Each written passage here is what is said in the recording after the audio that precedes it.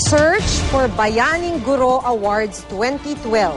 Yan daw ang patimpalak na sinalihan ng ilang guro mula sa iba't ibang panig ng Pilipinas na ipinost sa Facebook.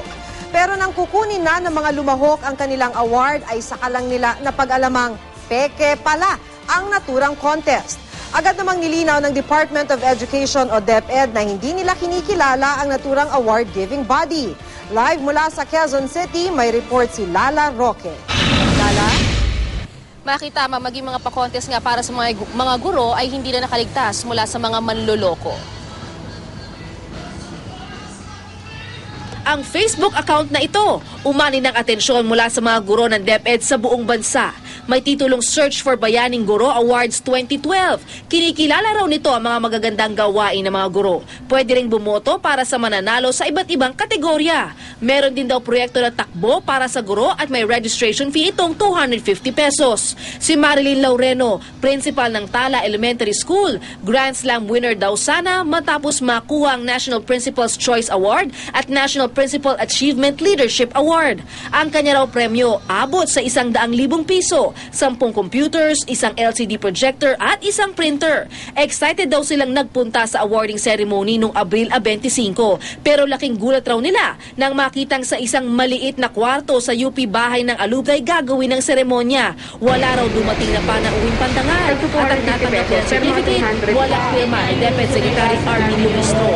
At ang kanyang premyo tila isinulat na lang sa tubig.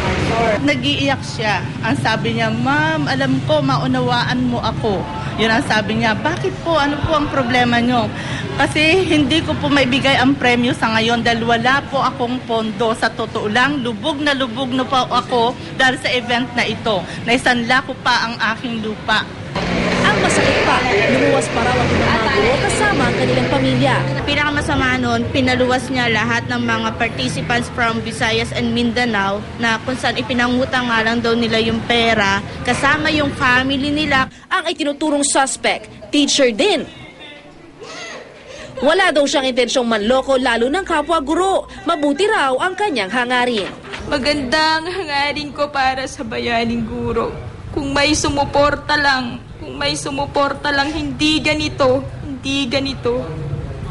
Pero meron ho ba kayong permiso mula sa DepEd? May advisory po.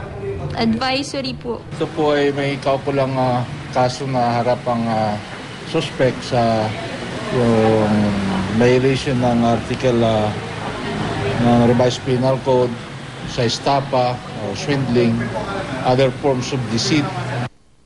Makinig palabas na ng statement ng DepEd na hindi nila kinikilala ang naturang patimpalak. Meron daw talaga silang mga partner na mga NGO, maging mga pribadong kumpanya na nagkakaroon talaga ng mga pa-contest. Kaya naman paalala nila sa mga guro ay mas maging mapanuri kung saan ba silang mga contest o patimpalak sasali. Maki?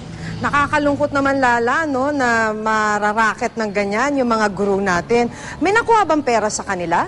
Meron, Maki, kasi nga merong 250 na binayaran yung mga sasali dun sa patakbo para sa mga guro. At inamin naman sa atin ng suspect na umabot sa mahigit 80,000 yung kanyang nalikom. At nung ating tanungin kung saan niya ba ginamit, sabi niya pinambayad daw niya sa kanyang staff yung 80,000 piso na yon, Maki. Okay, maraming salamat, Lala Roque.